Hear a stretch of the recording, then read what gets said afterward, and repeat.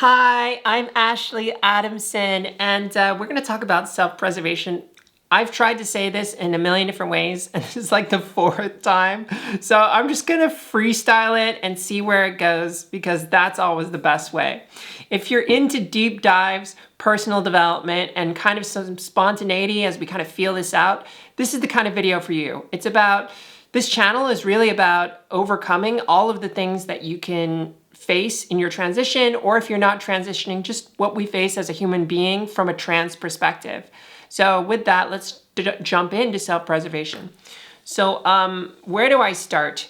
I am feeling a bit drained. I have been managing my Discord channel recently a lot because there's some individuals that have been venting and being really negative in the venting channel, which I had to get rid of because honestly, it's not just about being negative all the time. I think when you're transitioning or when you're going through big change, there's of course negative moments, and it's totally okay to express that. I express that sometimes on my videos. But when it becomes this ongoing thing where it just becomes negative, and there's no sense of growth or departure or moving past that negative narrative, I'm kind of like, all right, enough. I can't handle more of this. It's starting to sap my own personal energy. And I don't want to allow that in my space because I have so many things that I need to do. I need to move back to the United States. I need to close up my business and my life here in Germany. And I have to keep making these videos and do all these other things. So, that's my own personal self-preservation right now. But where are you in your self-preservation? Are you transitioning? Are you facing certain things related to your transition, being transgender, or just going through a massive change? Like, what's going on with you? What's happening there? It takes a lot of energy, right? And when it takes your energy, you have less energy for other things. And so this is the thing that I want to call attention to, is learning to balance and finding where you may overcommit yourself and knowing how to kind of pull back before you get super tired, super exhausted, or you're just going to have a hard time and you say, I can't do this anymore.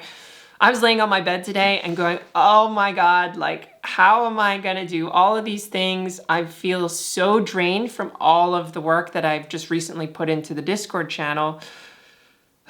You know what? I need to fall back to the basics. And I'm 36, and this is kind of like one of the more important lessons that I've learned over the past few years living in Berlin.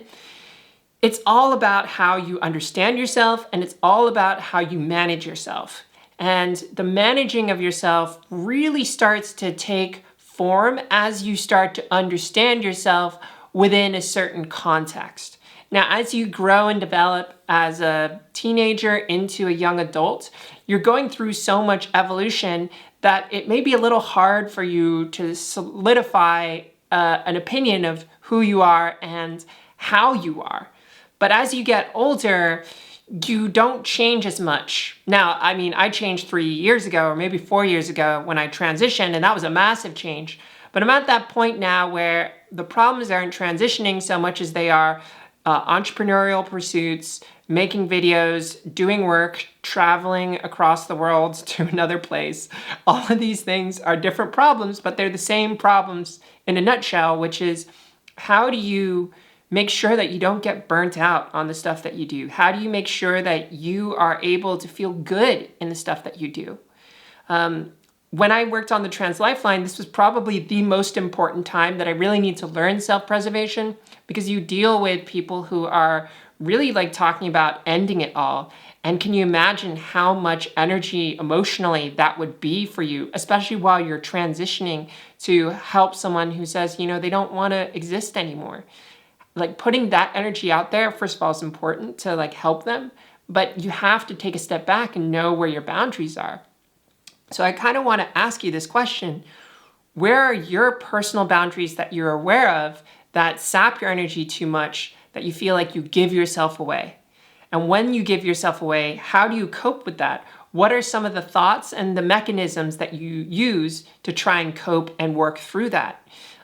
Can you recognize these signs before you start using your coping mechanisms so that you can prevent yourself from reaching a point where you're snappy or you're burnt out or you just feel so drained that you really need to take a vacation?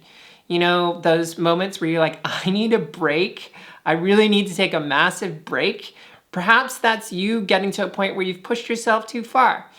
How can you take a step back and know when to kind of curve the direction of where your life's going so you can avoid those moments where you feel completely exhausted? I think that's really where self-preservation is. And sometimes you can't really get a read on that. I think we go through, and maybe this is how you do it as well. I've noticed this with most people. We just kind of feel it out and see where we are. And then we say, okay, this is where I'm at. I need to do this. And that's great. But when you are going through an intense change or a lot of work like transitioning or changing countries or working on the trans lifeline, it's just good as a best practice to have something in place for you to just say, I need to take care of myself. I am going to take care of myself now. I'm going to take care of myself tonight. I just did some work. I'm going to do something like a journal or a bath or massage myself or see someone cute.